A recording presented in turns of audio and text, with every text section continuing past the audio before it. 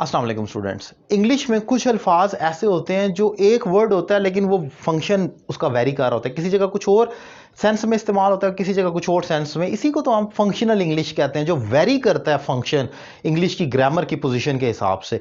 उन्हीं अल्फाज में दिस, दैट, दीज और दोज का इस्तेमाल है। पहले तो ये देख लें, दिस का प्लूरल दीज होता है और दैट का प्लूरल दोज होता है। तो इसमें कंफ्यूज ना हो कि ये चार वर्ड्स हैं, बेसिकली ये दो वर्ड्स हैं। आगे तो उसका प्लूरल है दीज, दिस का प्लूरल है, और दोज दैट का प्लूरल है। कोई चीज सामने है तो मैं उसको दिस कहूंगा, अगर वो ज्यादा चीजें पड़ी हुई हैं तो मैं उन्हें दीज कहूंगा। वहां पर पड़ी हुई हैं तो वो दैट है, दैट, और उसके साथ अगर वो प्लूरल में है तो वो दोज थिंग्स कहलाएंगी। तो ये दिस और दैट का जो मेन कंसेप्ट है वो सिंगुलर प्लूरल का है, कि दिस का प्लूरल और दैट का प्लूरल। अब जरा देखते हैं कि ग्रामेटिकल पोजीशन क्या है। इनको डेमोस्ट्रेटिव प्रोनाउन या डेमोस्ट्रेटिव एडजेक्टिव कहा जाता है। डेमोस्ट्रेटिव या डेमोस्ट्रेशन, इसका मतलब होता है इशारा करना। एहतजाज होता है, उसको भी डेमोस्ट्रेशन कहा जाता है, क्योंकि वो तवज्जो लेने के लिए एक अपनी तरफ इशारा किया जाता है कि आप हमारा नोटिस लें। डेमोस्ट्रेटिव प्रोनाउन और डेमोस्ट्रेटिव एडजेक्टिव ये अल्फाज वही होंगे, लेकिन इसका इस्तेमाल जरा डिफरेंट है। जरा ये समझने की कोशिश करें। अब ये डेमोस्ट्रेटिव प्रोनाउन क्या है? दिस इज माई बुक, यहां पर this as a subject noun की जगह इस्तेमाल हो रहा है। दिस इज माई बुक, ये जो बुक है ये दिस की है, यानी कि ये इसकी किताब है। आप देख सकते हैं इसके दरमियान काफी डिस्टेंस है, दिस और बुक के दरमियान। ये डेमोस्ट्रेटिव प्रोनाउन है क्योंकि ये अपने बुक की पोजीशन को शो इसकी तरफ इशारा कर रहा है कि ये किताब जो है ये मेरी है। अब जरा आगे देखें, डेमोस्ट्रेटिव एडजेक्टिव क्या होगा। आपको मालूम होना चाहिए एक एडजेक्टिव जो होता है वो अपने नाउन या प्रोनाउन की क्वालिटी को बयान करता है, और वो बिल्कुल अपने नाउन या प्रोनाउन से जुड़ कर आता है। अब जरा देखें कि यहां पर दिस बुक, ये जुड़ कर आएगा, दिस के साथ बुक जुड़ा हुआ है, यानी कि ये बुक की क्वालिटी है कि ये दिस है, तो ये आपका डेमोस्ट्रेटिव एडजेक्टिव होगा, क्योंकि जो नाउन के साथ जुड़ा हुआ आता है वही तो एडजेक्टिव होता है। This book is very nice, आप देख सकते हैं यहां पर ये दिस बुक जो है ये डेमोस्ट्रेटिव एडजेक्टिव है।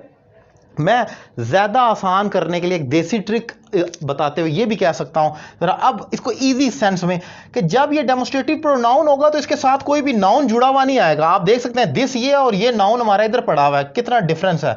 लेकिन जब डेमोस्ट्रेटिव एडजेक्टिव होगा तो ये अपने नाउन के साथ जुड़ कर आएगा, this book, this pen, that person, that boy, तो उसमें ये जुड़ा हुआ आएगा। एक और एग्जांपल देखें। अब दोस्त के लिए मैंने लिखी है कि डेमोस्ट्रेटिव प्रोनाउन में जब हम लिखेंगे दोज आर माय फ्रेंड्स, अब ये दोज ये है और फ्रेंड्स ये दोस्तों की तरफ इशारा कर रहा है, वो मेरे दोस्त हैं, वो जो वहां पर हैं। लेकिन और ये देख सकते हैं कि ये आपका सब्जेक्ट है जो कि किसी नाउन की जगह इस्तेमाल हो और फ्रेंड्स की तरफ इशारा कर रहा है।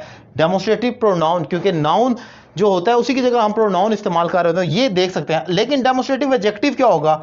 जब इसी दोस्त के साथ फ्रेंड्स जोड़ कर आएगा, नाउन जुड़ कर आएगा, तो ये डेमोस्ट्रेटिव एडजेक्टिव हो जाएगा। Those friends never helped me, उन दोस्तों ने कभी मेरी मदद नहीं की।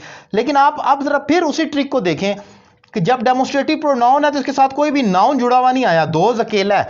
लेकिन जब ये डेमोस्ट्रेटिव एडजेक्टिव हो जाएगा तो दोज फ्रेंड्स जुड़ कर आएगा। So this is the main difference and which is pretty obvious in this example. आप देख सकते हैं कि मैंने बहुत आसान किया इसको समझाने के लिए कि जब ये प्रोनाउन के तौर पर आएगा तो अकेला होगा, इसके साथ नाउन जुड़ा हुआ नहीं होगा। लेकिन जब ये एडजेक्टिव के तौर पर इस्तेमाल होगा तो ऑब्वियसली एडजेक्टिव की तो डेफिनेशन ही है कि ये अपने नाउन के साथ आता है, नाउन की क्वालिटी बयान करता है।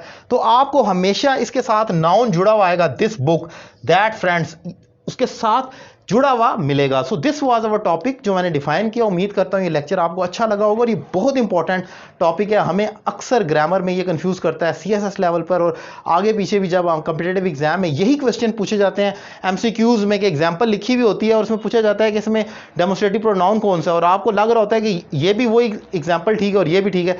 तो कंसेप्ट का क्लियर करना इंपॉर्टेंट है कि एक दिस कैसे कैसे अपना फंक्शन वेरी कर रहा है। अगर आपको ये लेक्चर अच्छा लगा और आप मेरे दीगर वीडियो लेक्चर देखना चाह रहे हैं तो मेरा YouTube channel Syed Ali Raza Kazmi subscribe करें और प्लेलिस्ट में बेसिक से एडवांस तक लेक्चर देखें। और अगर आप मुझसे 1-to-1 इंग्लिश लैंग्वेज कोर्स करना चाह रहे हैं दुनिया के किसी भी कोने से, तो एक रीज़नेबल फ़ी पे कर आप ये कोर्स स्टार्ट कर सकते हैं। फीमेल टीचर्स भी मौजूद हैं फीमेल स्टूडेंट्स के लिए। और अगर आप रावलपिंडी इस्लामाबाद में मौजूद हैं तो आप मुझसे लाइव क्लास ले सकते हैं। रावलपिंडी के इलाके में मेरी अकेडमी है, आप मुझे कॉल कर मेरी अकेडमी भी आ सकते हैं। Thank you very much.